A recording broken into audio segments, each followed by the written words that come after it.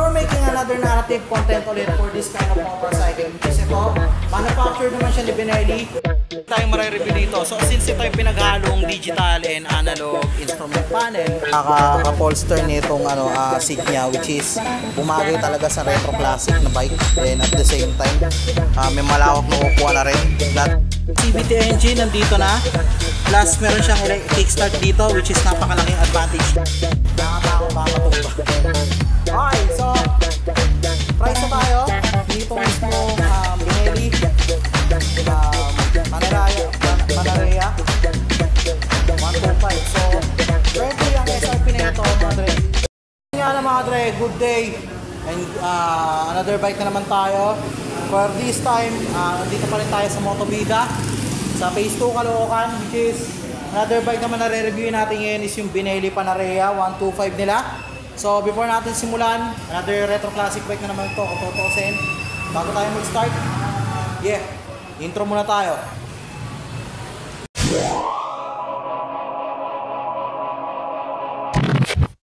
We're making another narrative content ulit for this kind of motorcycle, which is ito. Manufactured naman siya ni Benelli. So ito yung tinatawag natin na Panarea 125. So basically nakikita nyo, katulad nung last time na video natin kay Tuscany 150. Ito is naka retro classic scooter type na rin ito. Then at the same time meron itong displacement na 124cc, single cylinder, naka 4-stroke, 2 valves, then also naka single overhead cam na rin. So ang frame nito is naka rocker type. Then also meron na itong cooling system na force air cooled. Then meron siyang 53.5 by 55mm na bore and stroke. Then also meron na itong compression ratio na 9 exact is to 1. Then also ang fuel type naman nito is naka EFI na rin. Then ang starter nito is naka electric and kickstart din. So maganda, meron siyang backup na kickstart. So lubrication system, pressure splash lubrication. Then ayan, so kaya nito maglabas ng max power na 6.3 kW at 7,500 RPM plus maximum torque na 9.2 Newton meter at 6,000 RPM. So, yun yung kabuuang technical specs na itong motor na to. So, as you can see, ay elaborate ko na sa inyo lahat ng technical specs niya. Punta naman tayo ngayon sa walkthrough ng mismong motorsiklo nito. Okay, so lapit na natin ang camera. Mga dress, kung mapapansin nyo, all-in lights na rin ang feature ng motorsiklo nito. Classic looking design dito sa may front, which is full over na medyo may pagka-flat na oval shape ang kanyang harapan. Then at the same time malapad na fender dito mismo sa harap. Then ayun nga, katulad ng sinabi ko kanina, itong motorsiklo na to is classic looking type na rin or retro classic looking na rin motorsiklo. Pero mas may kaliitan itong motorsiklo na ito compared sa Tuscany 150 since mas mababa ang displacement nito. So bukod pa dyan, ang makikita pa natin dito mismo sa motorsiklo na to is mas malaki na ang itsura ng gulong nito sa harap at likod compared to dun sa Tuscany 150 na pinictured natin dito last time. So frequently ang tire size nito or yung wheel size nito is to be exact 100 by 90 by 12. Although pareho sila ng radius, pero mas malaki lang talaga tingnan itong part ng harap ng motor nito kung tutusin, especially sa gulong nito. So take note, kung napapansin nyo dito, medyo ilalapit lang natin ng konti. Disc brake na rin siya dito sa may bandang harapan. Then also naka dual piston caliper na rin ang gamit niya dito sa may bandang harapan, which is kaya na rin niya makapagbigay ng eksakto at napakagandang stopping power para dito sa motor na ito. And at the same time, napakalaking advantage nga naman dito sa motorsiklo na ito na magkaroon tayo ng ganito, since na sumusunod na rin tayo sa new technology age of motorcycle kahit papano, kahit na naka retro classic ang style ng motorsiklo na to, which is very comfortable and very elegant nga naman tingnan dito para pagdating sa sa motorsiklo nito. Then other than that, naka telescopic fork suspension na rin ito sa harap, which is typical na rin nakatulog ng pang mga scooter na nakikita natin ngayon sa ating market dito sa motorcycle industry, which is pinaka-basic na talaga na suspension na ginagamit natin ngayon. Kahit pa man. Then also, punta na tayo dito sa may bandang gitna. Tingin ko magiging mabilis na itong review ko dito sa mga classic retro eh. Sige, gawin natin. tayong mare-review dito. So since ito ay pinaghalong digital and analog instrument panel, meron tayong 2 buttons dito which is yung mode and set. So pwede tayong palit diyan ng kung anong trip ang gusto natin. At the same time, alam ko rin na po pwede tayong mag-set ng timer dito. Plus, meron siyang analog tachometer plus analog speedometer here. Pero hindi siya mga indicators yung check engine, high beam and low beam, plus yung kanyang signal light indicators dito sa magkabilang dulo, which is yung left and right. Ngayon, bagtasin natin mismo ngayon yung controls na meron dito ngayon mismo sa motor na ito. So, simulan muna natin dito sa may bandang kanan. Okay, so right side controls, ano nga ba ang consisting ng right side controls niya? So, ang right side controls niya mismo dito is merong kill switch given, switches for headlight and DRL, so off, DRL, then headlight, plus electric switch for ignition.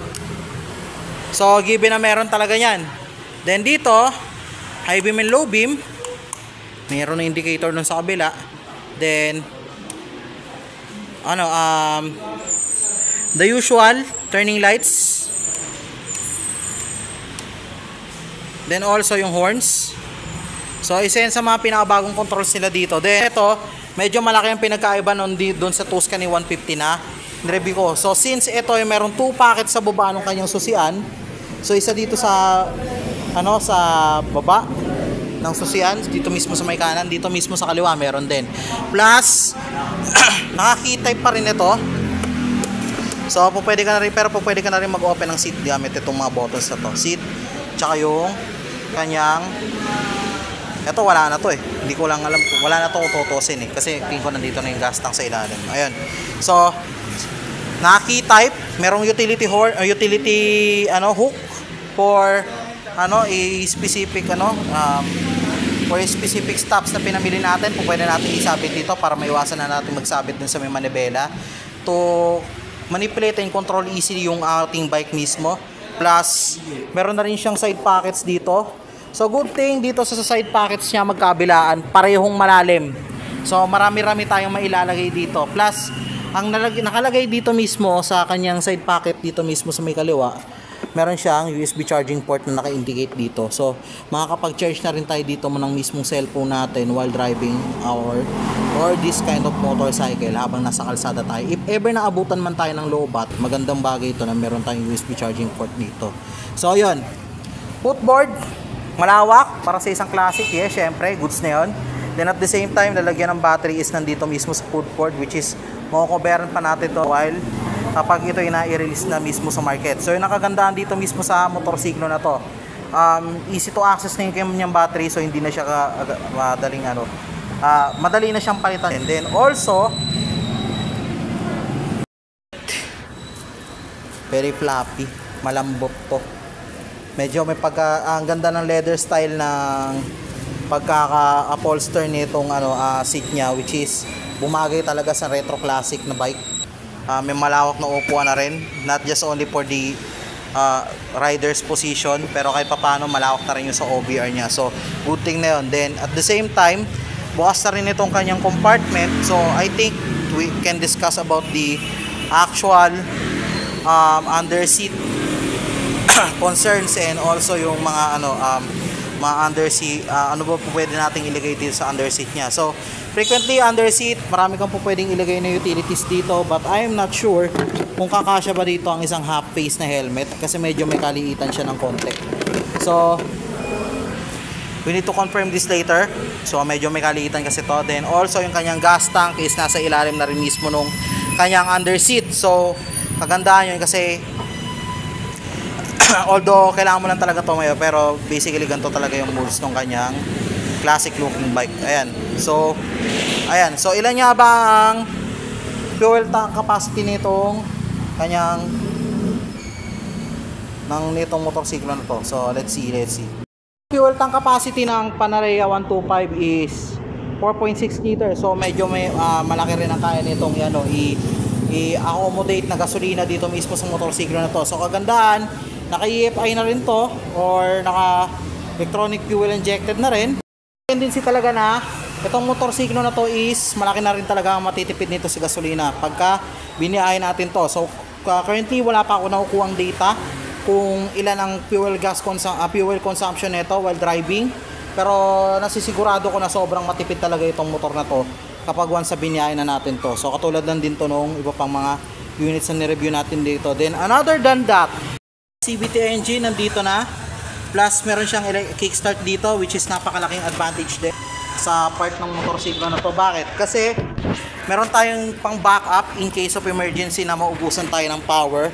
At least po pwede natin gamitin tong kickstart nito to start this kind of motorcycle. Ika nga nila. So kahit paano, kahit na pumapasok ang new technology age ng motorcycle, since hindi nakakalimutan ni Benelli na maglagay o mag-indicate ng ganitong klase ng ganitong klase ng pag-i-start dito mismo sa motorsiklo na ito. Then another than that, ang rear tire naman niya is 120 by 90 by 12. So naka wheel mags na rin ito. Then at the same time, magkasinlaki lang sila ng radius dun sa front, pero mas malaki to ng diamak at mas malapat to ng diamak compared to dun sa harapan. Then ang brake type naman nito sa likod is naka drum brake na rin.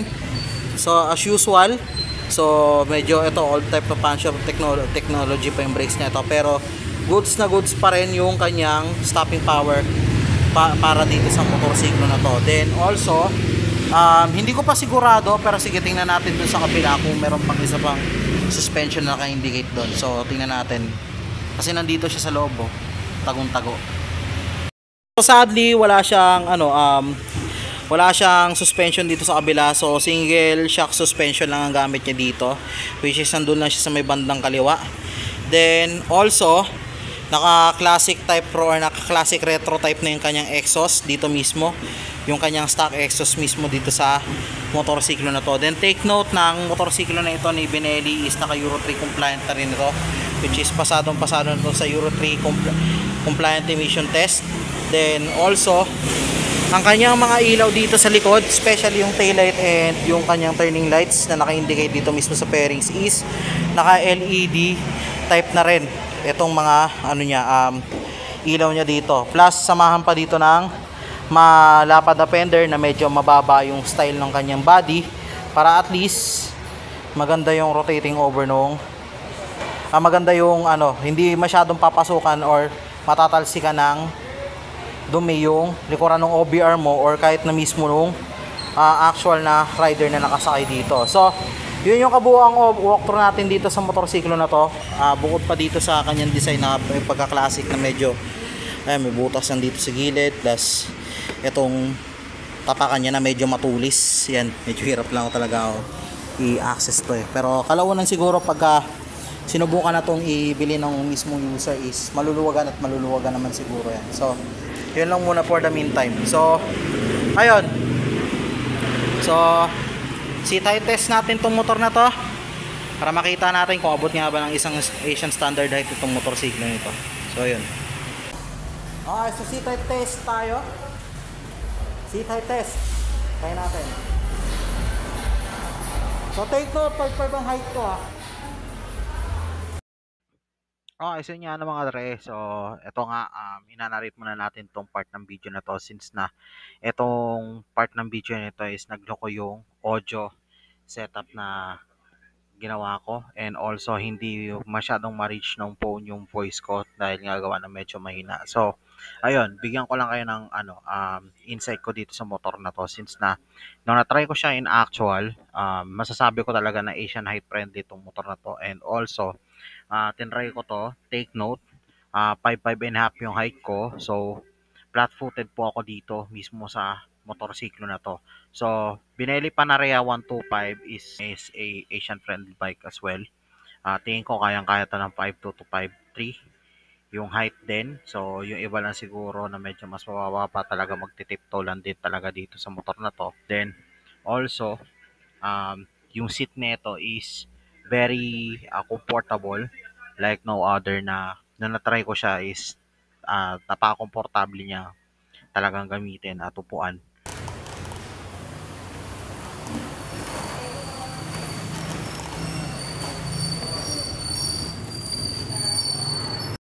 Nakakatakot ba matumba? Okay, so price na tayo nito mismong Benelli